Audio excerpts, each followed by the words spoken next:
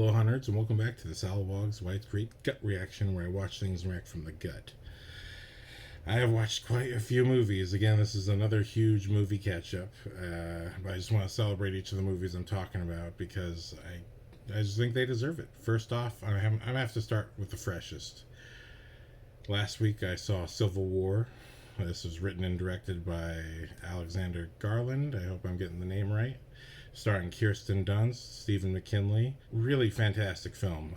This is the same writer who gave us 28 Days Later with Danny Boyle, and Sunshine, also directed by Danny Boyle.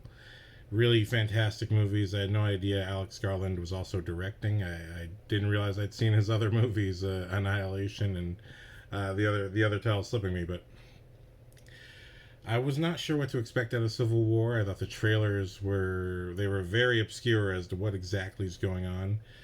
But what's beautiful and what I appreciate about that is that the film itself is obscure about the exact history. I was watching this interview with Garland, and I will slip the link in the description if I recall. But he was talking about how, both in the film and, in his process of making the movie, he thought, there's no clear description of why America has fallen apart and gone into civil war. But what's beautiful is what he said is that he felt that the audience themselves would probably know why it fell into civil war. And so what's really cool about this movie is it's very focused on its main characters, and it just starts in motion. It starts off, Kirsten Dunst is photographing a bunch of people begging for water from the local government. And then suddenly someone rushes in and blows up the entire area, and it's just a horrific start, a little bit like Children of Men. But what it gets us into is there's this mini spoiler here, because I really love this beginning. I did not expect it to go this way. Was that as after the explosion happens, there's just utter silence. And then the only thing you hear is when Kirsten Dunst snaps a photo, you just hear the camera snap. And that silence filled the room. And it wasn't a packed theater. Me and my friend, we've been going to new movies weekly, but we go in the morning so we don't have to deal with like loud kids being rowdy and all that. But the theater, considering it was the early morning matinee, had a good amount of people in it, and you could just feel, even though it was a smaller crowd, you could feel that tentative silence after that explosion. And it just, in that silence came even more tension, ironically, because you're just watching Kirsten Dunst be so objective as she's taking these photographs. And I haven't seen her and stuff in a while. I'm pretty sure she's been working. I just haven't caught Kirsten Dunst's work in a while. Really since the Spider-Man films. I think a couple movies after that, but it's really wonderful seeing her again and seeing her play this character who's kind of cold and shut off because she's been through this so much. And the film does a great job of keeping us in the subjective perspective of Kirsten Dunst and her crew of journalists. So for those who have been watching the trailers, so what is this movie about exactly? Are we watching the war, or what's going on? The film is about Kirsten Dunst and 3 other photojournalists traveling the country trying to capture, photograph, and hopefully ask questions of the president before his term ends. They're hoping to get the last great interview with the President of America before the Civil War ends. It seems like the Civil War is going to end. The media is saying one side will win, and on the ground it seems like it's the other way, which is very typical. And I just really love the way this movie unfolds, that it's just, like I said, it's just in motion. Not that there isn't a sense of an Act 1, Act 2, Act 3 necessarily, and regular audience members aren't really going to pick up on that anyway. But what I like is that it's just, the movie just keeps going. And, these are photojournalists, and their job is to photograph things that happen, and we're with them as they travel and they stop and they see events and they see images and they see things that would make great photographs, and they take them and they get into a couple very hairy situations which are in the trailer. One of them, which is I don't recall being in the trailer, was very scary. You just feel like there's what's beautiful about the construction of the cast is that we have, again from Alex Garland's own words, we have these generations of photojournalists. So we have Stephen Mckinley playing the eldest, most senior, experienced photojournalist who's really been through it. And he is essential in sort of plotting out the navigation for how these guys are going to try to go reach the president and try to get in there. And then you have Kirsten Dunst, and I'm so sorry for forgetting your name, because he is the male lead and he's fantastic. Right here. It was in my written review, but it's totally slipped me now. I didn't write a post it, but the two of them are a fantastic sort of two-hander for sort of the driving force of the movie, and they represent sort of the late 30s, 40s, kind of been through it, and they're a bit more jaded than Stephen Mckinley is. Stephen Mckinley is he's been through it, but you can see he still has the juice. He still has the fire in his feet to keep going. And you kind of get the sense that Kirsten Dunst is in that middle point where she's really not sure if this is what she wants to do, if she wants to keep doing it. Not that these things are verbalized, but you can just tell from her weariness that she's tired. She's tired of this life, even though it's her life that she wanted and chose. And on the other hand, her equal, her male equal, he's one of these guys who the being in the middle of the line of fire, it charges him up, it hypes him up. He wants more and more and more. And I thought this is really great sort of character construction, because what makes characters distinct characters is that exactly that they have different things that make them want to do what they do. And because they all basically are photojournalists, we even have one who's a bit younger. She's supposed to be in her early 20s, and she looks like a teenager. I'm so confused sometimes. I'm like, you look so young. It's like Kirsten Dunst is saying what I'm thinking. Like, I'm not sure if you should be in this, young lady. Like, look at this gray hair, young lady. I mean it. I'm old. But it's but then on that end, you're seeing a little bit of a coming of age story where she misses moments to photograph, or she's not realizing, even with a camera in her hand, she should be taking a picture. And sort of you're seeing Kirsten push her to be the photojournalist that she wants to be. Not to be what Kirsten Dunst wants her to be, but say, if you want to do this, well, look, here's something to photograph it. And being right of mind as she is, she does, and she really is learning from someone who she sees as a hero. So I really love this sort of generations that we're going through. I don't really want to spoil the movie. This is really more of just a recommendation, but it's Civil War is a well constructed film, and it's intense from beginning to end. It really reminded me a lot of Full Metal Jacket. In particular, the second half. It was like as if the entire film was the second half of Full Metal Jacket, but instead of being with the soldiers directly, we're indirectly with them, as we're with the photojournalists when they're going out and getting and they're getting both sides of the conflict. So sometimes you're seeing them next to soldiers, and sometimes you're seeing them next to guys who are in regular clothes, and they're also with military weapons, and you see some creepy people. And I really think, Civil War. So far this year, we've had a handful of great films, and I think Love Lies Bleeding, I believe that was the last one I reviewed. Love Lies Bleeding and Civil War, definitely. They definitely take the top benchmark for me so far. I'm anxiously waiting for Deadpool, as you can see, nerdiness. I'm anxiously waiting for Deadpool to sweep me off my feet and make me forget about all these other great films that I had the pleasure of watching. But yeah, Civil War, that's my thoughts on Civil War. Really fantastic movie. You gotta go see it if you're into that sort of thing.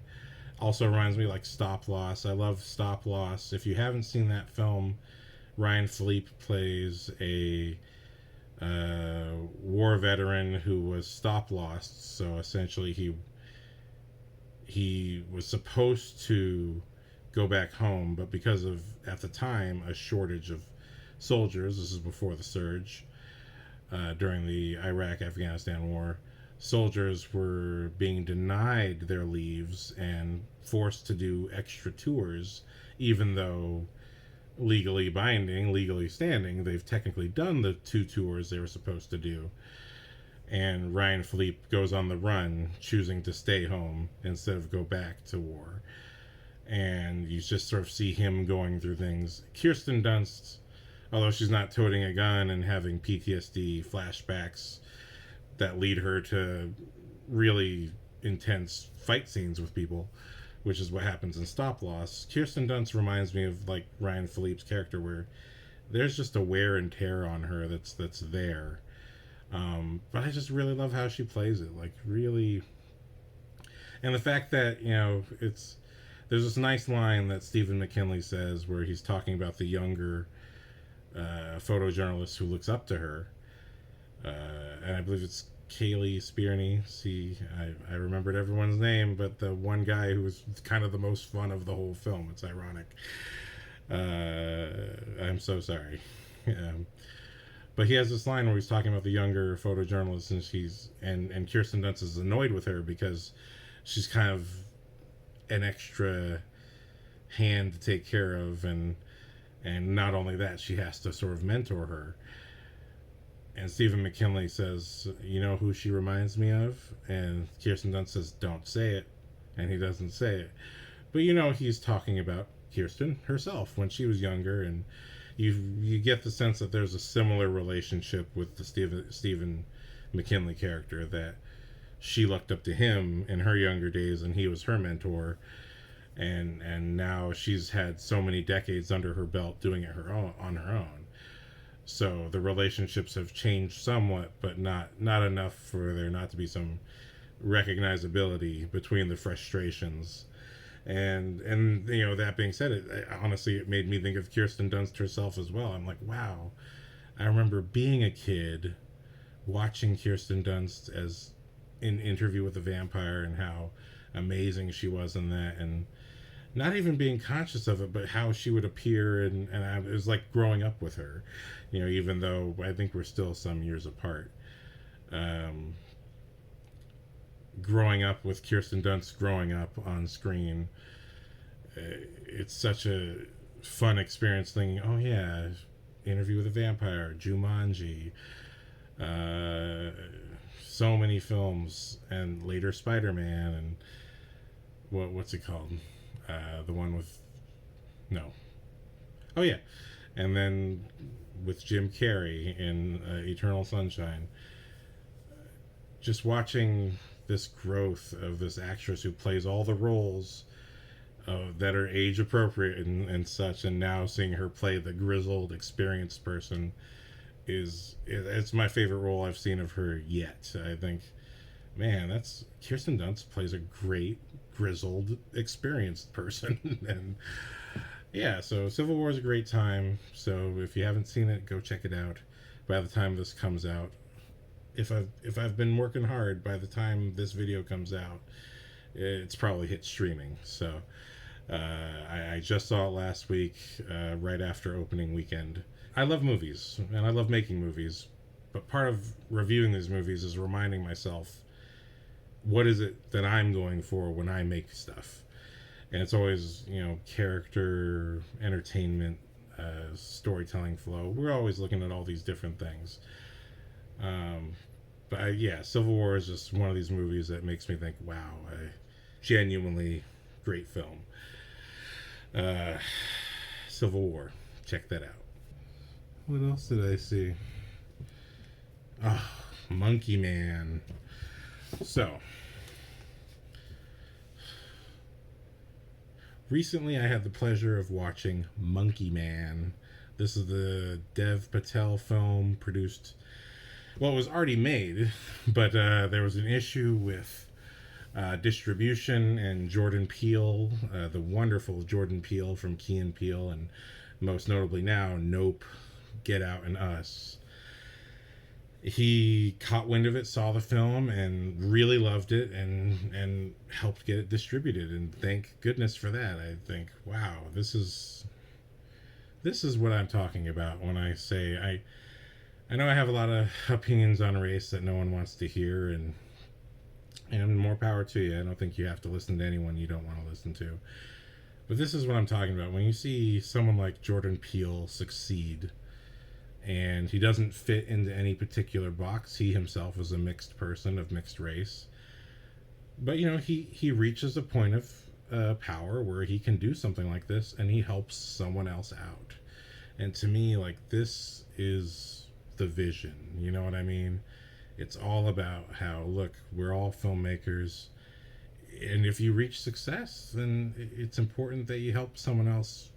They don't. That's not that it necessarily has to be another brown person helping a brown person. If you see a filmmaker that you want to support, it's important to do that. Jordan Peele didn't just support a brown man, a fellow brown man who needed help. He saw a great film. Dev Patel made a really awesome action movie. Now, I'll be honest though, while I did really enjoy the first half of Monkey Man, I did feel that the second half, which is mostly what you see in the trailers, I really love the first half of this movie, where you're seeing Dev Patel as this underground fighter really become a better and better fighter with each fight. He's really struggling, but he's also on this kind of, within his own mind, this underground mission of revenge, trying to get back at someone who hurt him when he was a kid. And so there's elements that kind of remind me of RRR, with the difference being in RRR, it's not any flashbacks, it's just something happened to a kid, and so our hero is dispatched to go get her. But just the very similar events between the movies, I thought, oh, it's RRR without any of the musical sequences. But Monkey Man was awesome. I just love it because I love action movies, and without question, I wasn't 100% sure what kind of movie I was going to be getting. I was like, is this going to be like Tony Jaa? Is this the new martial arts warrior? Because that's what the trailers felt like. But watching it, I was like, oh no, this is basically Indian John Wick. If you love John Wick, no question you're going to love Monkey Man. As I said with my previous Civil War review, by the time this comes out, Monkey Man will probably be available on streaming if I'm lucky and I work hard. But let me talk about Monkey Man. If you haven't seen it, go see it. You like action, you like John Wick, you're going to love Monkey Man. If you like action movies with a little bit of story, a little bit of emotion, you're going to love Monkey Man. I really appreciate the first half of this film. Without spoiling too much, again, we're watching him become a better and better fighter, and we're also seeing him make his moves, and like Civil War, Monkey Man just moves. Like when the movie starts, we get a little bit of backstory. It's a little bit epic. But other than that, once we're past this bit of backstory that introduces us to the world and to sort of the underlying theme, there's this backstory of this monkey who saves the world. And that's not really what Dev Patel's doing, but in his mind, if he exacts this revenge, he will have sort of redeemed the destruction that happened to him, and in essence save other people from the same harm that happened to him. So in his mind, he's saving the world that way. It's never clearly stated, but it is the subtext of the movie. But other than that, once we get past that sort of powerful intro, the movie just moves. I mean, Dev Patel really keeps and I've never seen Green Knight. I've heard Green Knight's a good movie. I just haven't gotten to it yet. no no problem with its connotations to the Dark Knight. No, but Monkey Man really it moves. It's fluid. There's great music during every single fight scene. Now here's a movie. Now I did do the Blade review where I talked about how in that film we only have fun music at the beginning and the end of the film when Blade is in his prime, when he really feels he is at his best personally and emotionally, and that the entire course of the movie in between we only have dramatic movie score because emotionally the film is telling us that Blade is not in that perfect emotional place anymore. He's displaced. He's dealing with personal things. This movie completely ignores that, and every single action scene does have some kind of great pop music, but it's mutated. It's either got some kind of mix of Indian culture or DJing. I'm not really 100% sure. Or it's just a different variation of the popular song that we know. But I like it because still, even in those musical choices, and the one that's my favorite is Don't You Want Somebody to Love? And this one is a cover, but even in those musical choices, there is an emotion sort of tagged to it or tied to it that helps tell us the story, because Dev Patel, he's not giving speeches about why he's doing what he's doing. You're just sort of filling it in. What I like about the movie is you're filling it in as you go, much like John Wick. And the music gives us a window into what he's emotionally feeling. And in particular, during the scene where it's Don't You Want Somebody to Love, I believe we had either just gotten or about to get a flashback that sort of reveals a bit more about why he's on his mission. And it's just something that really fills the theater with power. Like, you can feel the power of the moment. What I would say is in the second half, or I guess it's the later part of the movie, he becomes the fighter that you see in the trailers. And it is visually very entertaining, but I felt a little bit emotionally left behind. I thought, yeah, there was just something that wasn't done, or something I can't really put my finger on it. But this is just the first watch, so I can't wait to see it again and see if maybe I'll love the second half more. But I do think this film deserved Jordan Peele's praise, and for him to bring it out and bring it to the world, and I'm grateful. Like, it's how many movies never get made, or how many movies get made that never even see the light because of some kind of issue. Even the movie Sound of Freedom shares the same sad story of this film, where Sound of Freedom was a movie that was completely made, but I do believe because of its subject matter, because it's talking about the terrible things happening to children in the human trafficking industry, and I don't believe it's just because of the subject matter, but I do believe because of the awareness it would raise, I do feel like there's some finagling happening to keep it from hitting the popular vein. But it was an incredibly successful movie. Now, Monkey Man does not touch, or I don't know for sure if it's touching on a similar vein. Maybe that's why it also had some roadblocks. But again, it's wonderful that the filmmakers stuck with it, or at the very least, it had the opportunity to get itself voiced out. Because I think anyone who watches Monkey Man is going to have a really great time, and it would have been such a shame for this to just sit in some shelf in the dark somewhere and never get seen. So thanks to Jordan Peele for that, for letting this movie live and get seen.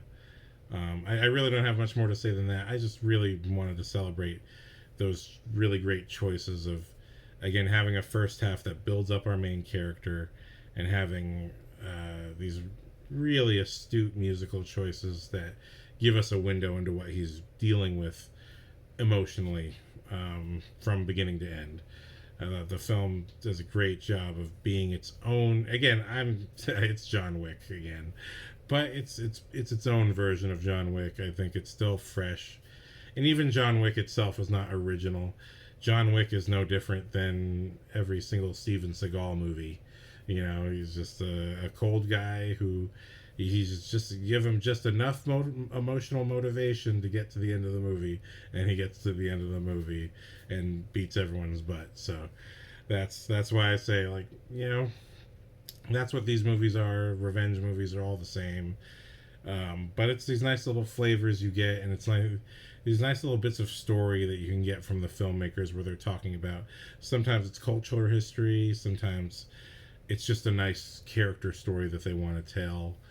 I just appreciate Monkey Man for nailing it. I think I might have made some different choices here and there, but I do think on the whole, awesome time. Go check it out.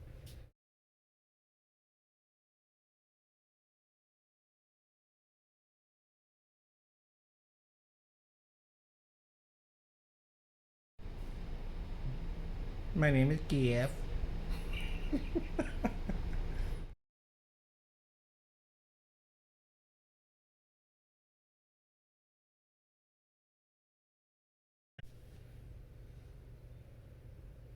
I saw Immaculate.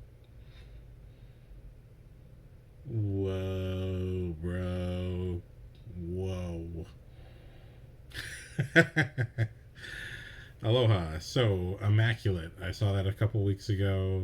Again, right after opening weekend. I had a choice. I was like, I'm not watching two nun movies. I'm either watching Immaculate or I'm watching The First Omen. I picked Immaculate. And I'm so glad I did. This Immaculate.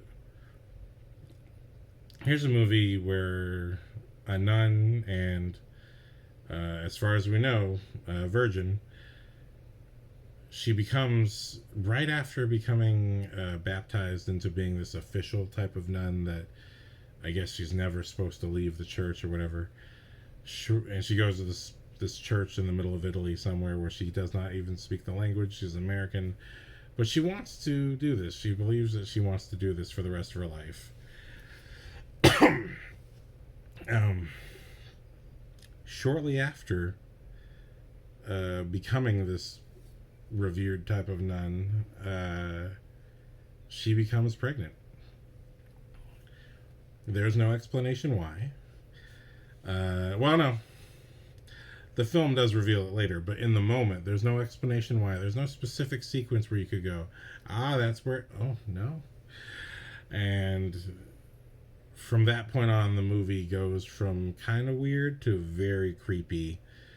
And it's just a steep, steep drop into creepy darkness from that point on, the minute she becomes pregnant.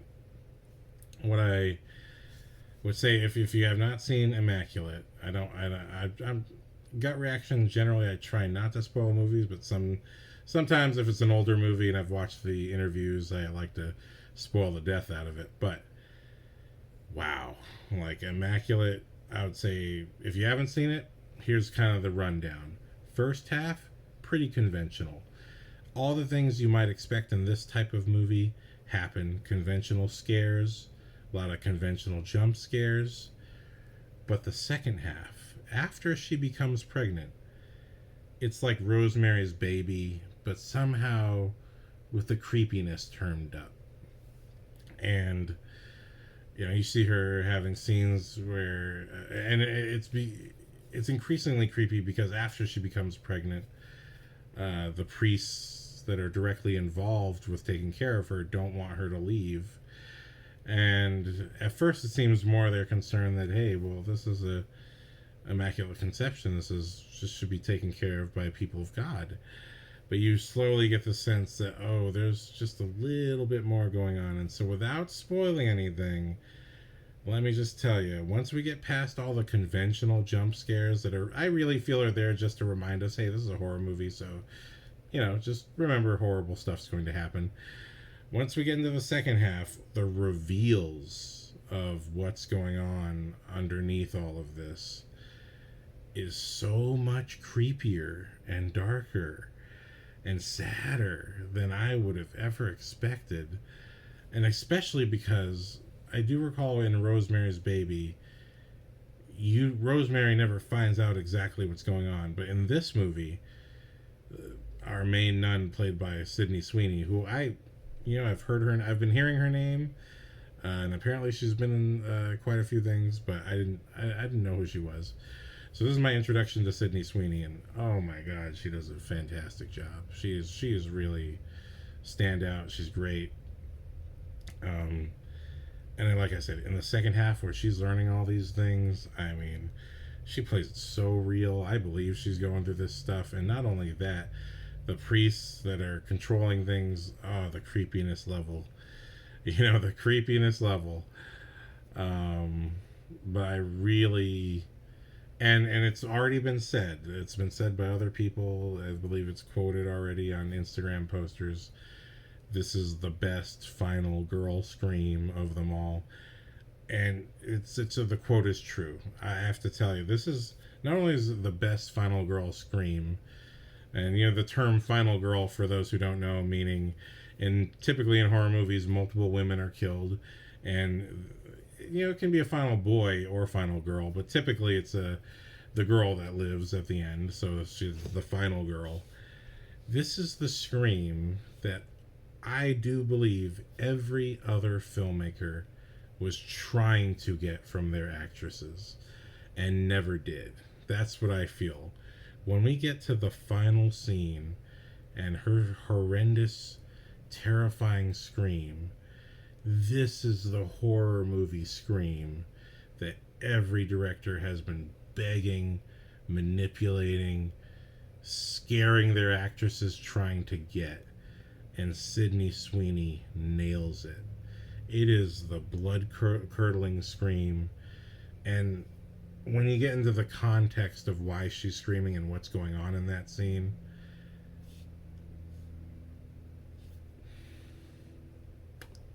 and also,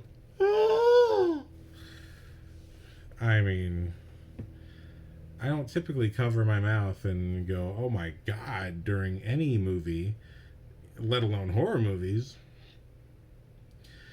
Yeah, this movie got me. And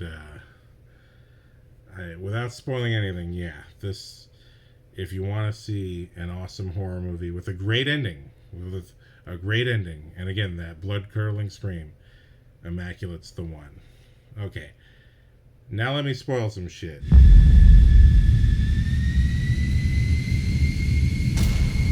Okay. I had said something. I went and saw this movie with my friend. And literally before we went to the movie, we were talking about horror movies that we were watching.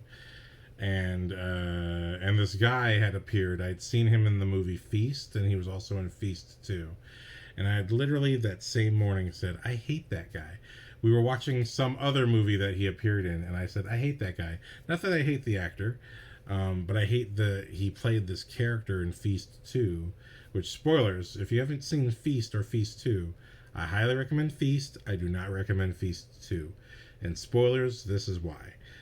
In both Feast movies, we have a bunch of people in a bar in the middle of nowhere who are attacked by monsters.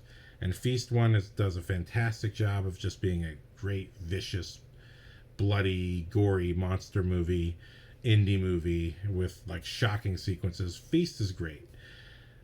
But Feast 2 is decidedly, visually, very obviously lower budget, but also it's just lower hanging fruit the way it feels. It really feels much more exploitative than Feast 1. Feast 1 feels like a grindhouse film, and Feast 2 feels like a very exploitative grindhouse film that somebody else made that had nothing to do with the first movie. And I don't know the truth behind any of it. I don't know who made both films, but why I hated this character in particular is that when he appears in Feast 2, there's a sequence where he has a baby and he has to reach one side of the street to the other, and if he just gets to the other side of the street, he can save the baby from these monsters. And what he does is he, fearful for his own life, chucks the baby behind him, and the baby hits the ground and then gets eaten by the monster. And it's all done in a very... I don't think there's a tasteful way to do it, but that being said, I don't feel it's done in any way, shape, or form that could be felt with taste. It's just such a sad, horrible sequence. And I just got a thing against, I'm just one of those PG-13 superhero fan movie guys. I'm not typically into horror, so that kind of stuff really, I am not the audience for that. But so spoilers. If you have not seen Immaculate, do not watch further than this moment. There's not much for me to spoil about this movie. The two scenes that I do not like in this movie, and everything else is practical in this film, except one scene. We have a girl with her tongue pulled out, and they cut it, and it's obviously computer animation. I wish that was real. And there's another scene where they brand another girl's foot. Actually, I think it's Sidney Sweeney's. And again, you can tell it's computer animated, and I'm like, So, those are the only two things I don't like in this film, Immaculate, is that it has two very blatantly computer animated violent scenes. I just thought, no, this is come on. This movie is not that it's super low budget, but it's clearly so much of it goes for realism that you lose me. But ironically, what I just said about the Feast movies. So again, spoiler.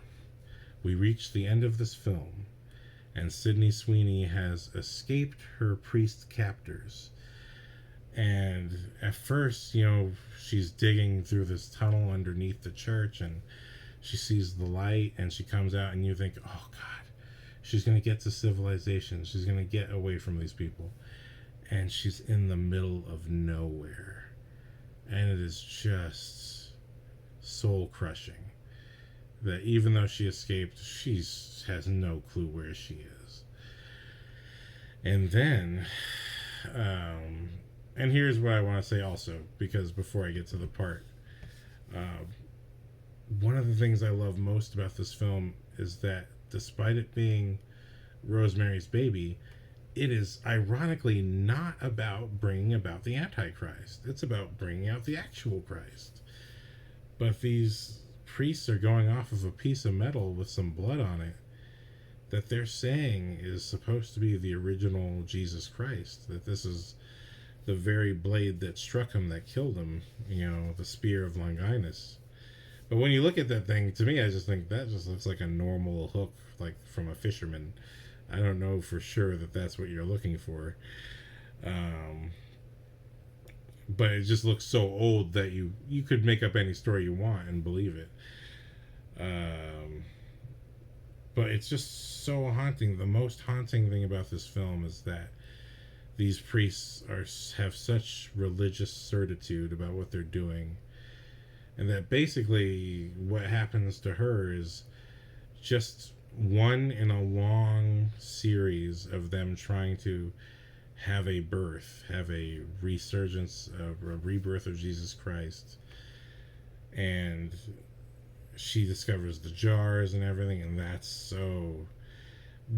to me, it's... True horror is not just the blood and guts, but it's what people are doing. Like in Jeepers Creepers, when you see his workshop at the very end, and you see, again, spoiler alert, and you see Justin Long's carved out flesh, like his flesh is just hanging out, but it's all carved out. You can see him from the other side. Things like that.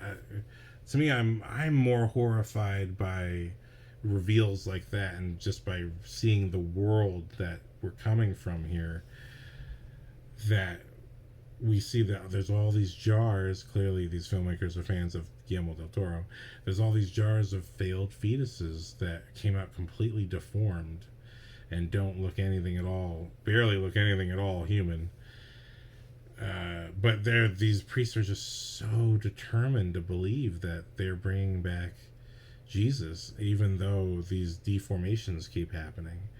And there's a beautiful quote at the beginning of the film, is that, sometimes the devil presents himself as an angel.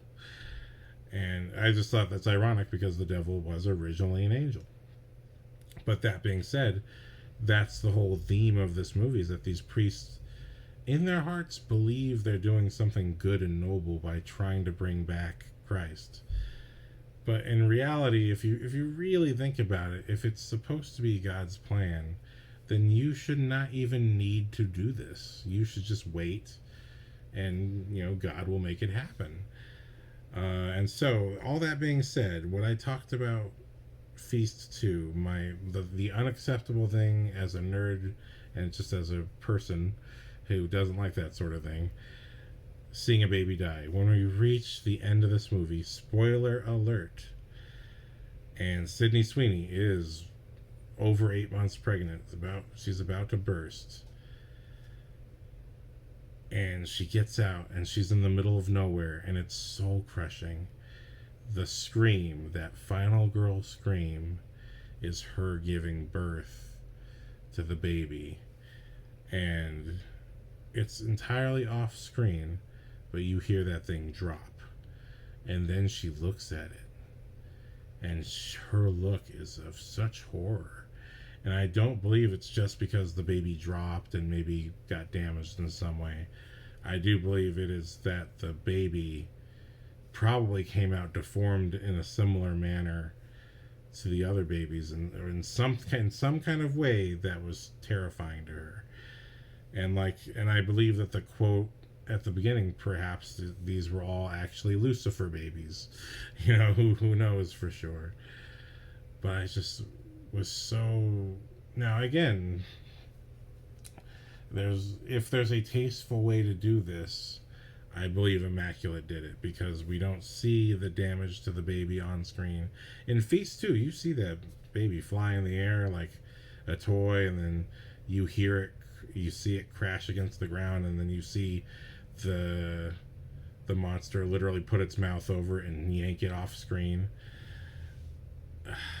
What's crazy here is that Immaculate has all the baby stuff off screen for this final scene, and it's just on her reaction.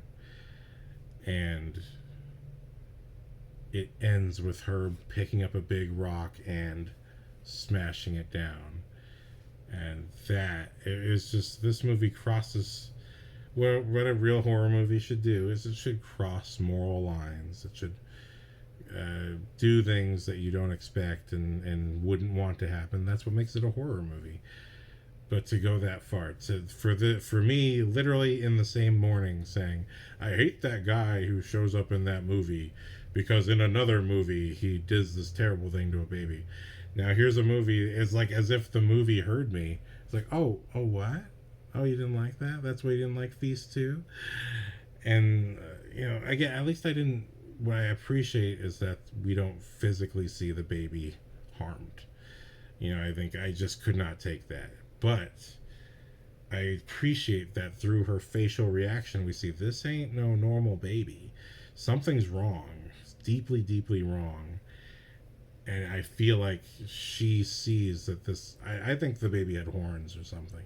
I think there was something very clear that this was like a demonic, evil baby. Because that's what all the fetuses look like. They look like some kind of scary monster thing, like at a Village of the Damned. So, yeah, that being said, I appreciate that this movie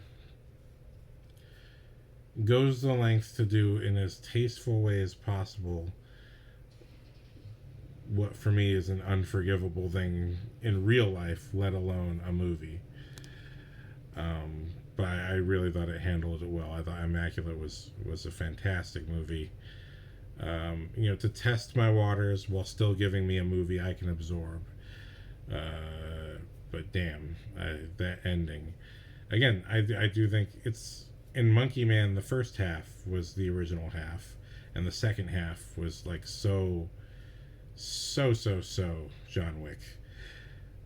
What's beautiful about this movie is that the first half is everything you've seen before in a horror movie. I thought we were going to get The Nun. I seriously thought, this is a backdoor Nun 3, but you guys have nothing to do with those filmmakers, so you're just kind of doing your own thing. That's 100% what I thought was going to happen. And instead I got the creepiest version of Rosemary's Baby that I thought I was going to get when I watched Rosemary's Baby.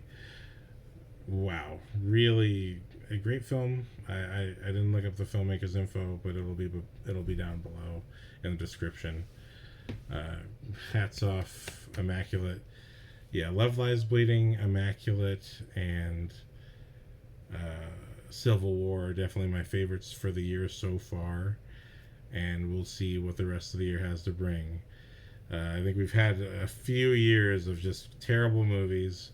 It seemed like Hollywood was giving up on making actual art and was just trying to, whenever you pander to a crowd, you don't even know who you're pandering to. I think that's the whole joke about these, all these, screen tests. And I mean, screen tests are good, but when you have these focus groups and all this, it's like you're pandering to a very specific group that you don't know who they represent, and they may not necessarily represent your demographic that the film is really right for. Because who has the time to do these things? Only people looking for money for doing these things. And so you can't trust that. But yeah, what a fantastic film, Immaculate. Hats off to the cast and crew. Hats off to Sidney Sweeny. I thought, wow, who could top Florence Pugh in Midsommar? And Sidney Sweeny did a pretty good job, I'll just say that. So anyway, thank you for watching. That's been my in-theater review updates, and all the best to you. Wow. And hey, let me know, how'd you feel about that ending? Is there anything that you feel I missed that was maybe either a clue, an interesting clue, or something about maybe the filmmakers that you think I should check out another one of their movies? If you know their work, please let me know. That stuff I'm very interested in. I'm looking for more movies always to review. But yeah, thank you for watching, and aloha.